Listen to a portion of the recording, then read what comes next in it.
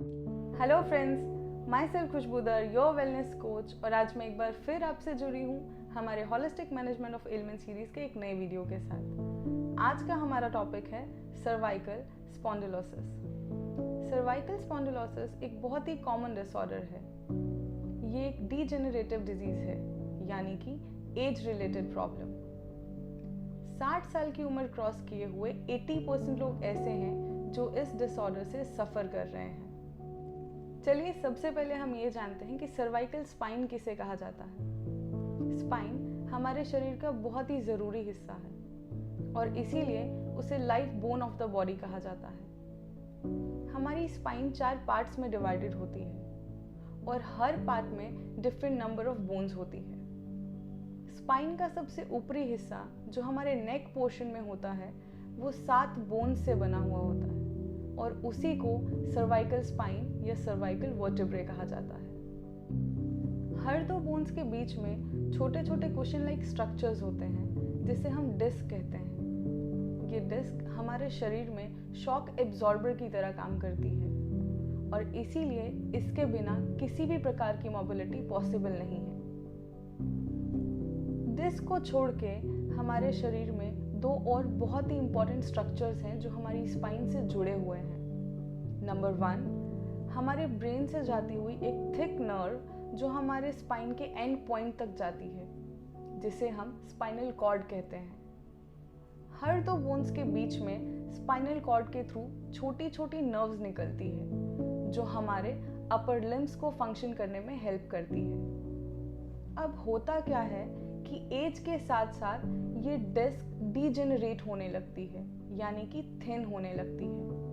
इसकी वजह से धीरे धीरे हमारी 2 बोन्स के बीच की जो स्पेस है वो नैरो होने लगती है और इसीलिए हमारी ये नर्व्स कंप्रेस होने लगती है और इस कंप्रेशन की वजह से जो पेन प्रमोट होता है उसे सर्वाइकल स्पॉन्डिलोसिस कहा जाता है। चलिए अब जानते हैं इसके सिम्टम्स के बारे में। इसका मोस्ट कॉमन सिम्टम है नेक पेन। नेक पेन के साथ साथ कई बार शोल्डर्स, आर्म्स, हेड और कॉलर बोन के पिछले हिस्से में भी सीवियर पेन होता है। टिंगलिंग या नमनेस की सेंसेशन होती है।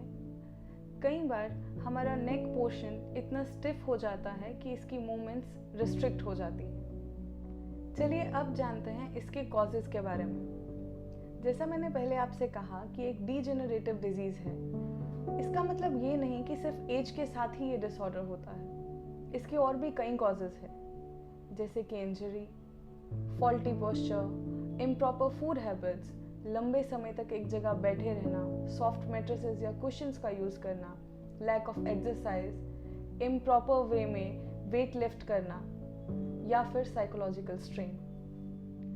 तो चलिए अब हम ये जानते हैं कि इस डिज़ीज़ को होलिस्टिकली मैनेज कैसे किया जा सकता है।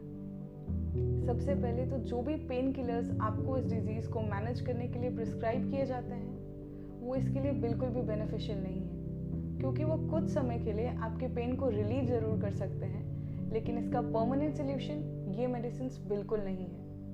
इनफैक्ट आप इन मेडिसिन के एडिक्ट हो जाएंगे और इसके कई साइड इफ़ेक्ट्स के शिकार हो जाएंगे। इस डिज़ीज़ को प्रॉपरली मैनेज करने का बेस्ट तरीका है एक्सरसाइज। एक्सरसाइज करने से ब्लड सप्लाई आपके अफेक्टेड एरिया में प्रॉपरली होता है, जिसकी वजह से उस जगह पे न्यूट्रिएंट्स अच्छे से पहुंच पाते हैं। आप कई सिंपल एक्सरसाइजेस परफॉर्म कर सकते हैं, जैसे कि walking, jogging, swimming, cycling. Cycling करते हुए पेशेंट्स को इस बात का खास ख्याल रखना है कि वो अपनी बैक को स्ट्रेट रख के साइकिल चला रहे हैं। जो लोग सेडेंटरी लाइफस्टाइल जी रहे हैं, बहुत लंबे समय तक कंप्यूटर पर बैठ के काम करते हैं, उन्हें अपने लिए कुछ समय निकाल के हर 1 घंटे में कुछ स्टेप्स ज़रूर ले लेने चाहिए। आप नेक और शोल्डर की एक्सरसाइजेस को भी कर सकते हैं, वो भी इसके लिए बहुत ही बेनिफिशियल है। इसके लिए एक बहुत ही इम्पॉर्टेंट टिप तो ये है कि आप सॉफ्ट मैट्रेस और कुशन्स को अवॉइड करिए, क्योंकि ये आपके स्पाइन को प्रॉपर सपोर्ट नहीं देती है, जिसकी वजह से आपकी मसल्स पे स्ट्रेन पड़ता है। पेन को रिलीव करने के लिए आप 50 से 60 ग्राम कोई भी ऑयल ले लीजिए, उसमें 8 से 10 गार्लिक के क्लोव्स डाल के उसे गर्म कर लीजिए और फिर उसे स्ट्रेन करके अफेक्टेड एरिया में अप्लाई कर लीजिए।